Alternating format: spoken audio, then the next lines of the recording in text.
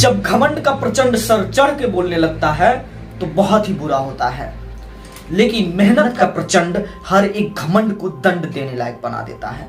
मैं ये शब्द घमंडी आईपीएस शोभा अहोतकर के लिए बोल रहा हूं। जब कोई शख्स एक आईपीएस होते हुए अपने बड़े सपने और अरमानों को पिरोए हुए बिहार को बदलने के लिए दिन रात एक कर देता है ताकि बिहार की सभ्यता और संस्कृति को पुनः विश्व में स्थापित किया जा सके, चाहे वो पुलिसिया रवैया हो या लेट्स इंस्पायर बिहार के एक सुंदर नायाब तरीके से हो, तो उनका स्वागत निजता की पराकाष्ठा लांघते हुए एक तथाकथित महिला डीसी आईपीएस अधिकारी द्वारा अपने अधीनस्थ आईपीएस को गाली देकर किया जाता है।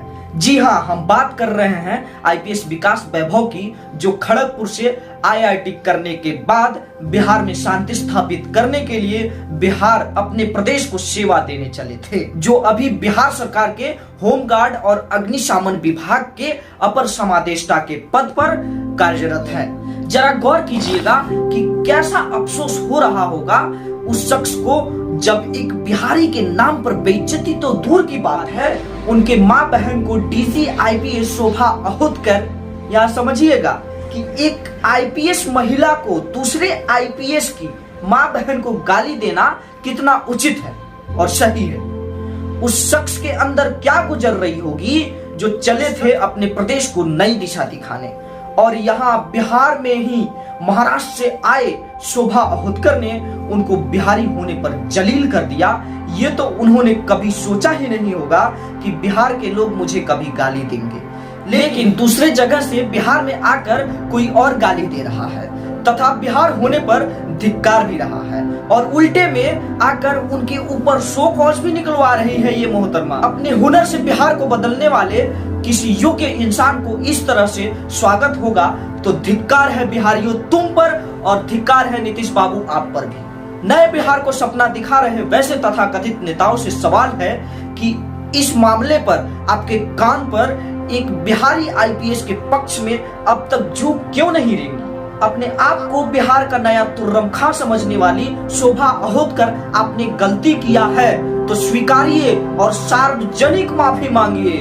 और जब ये बात स्पष्ट हो ही गई है कि एक बिहारी आईपीएस होने के नाते एक आईपीएस को अपमानित किया गया है, तो अब तक त्वरित कार्रवाई के साथ उचित न्याय नहीं मिला तो नीतीश सरकार की विधि व्यवस्था पर सवाल तो उठेगी ही।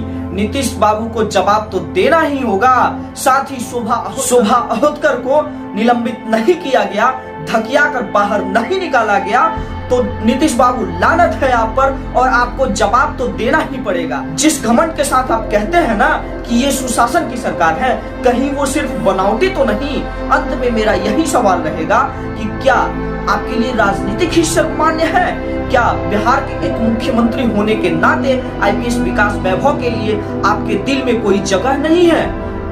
अगर हाँ, तो यह आपकी बहुत बड़ी नाकामी है और हार से कम नहीं।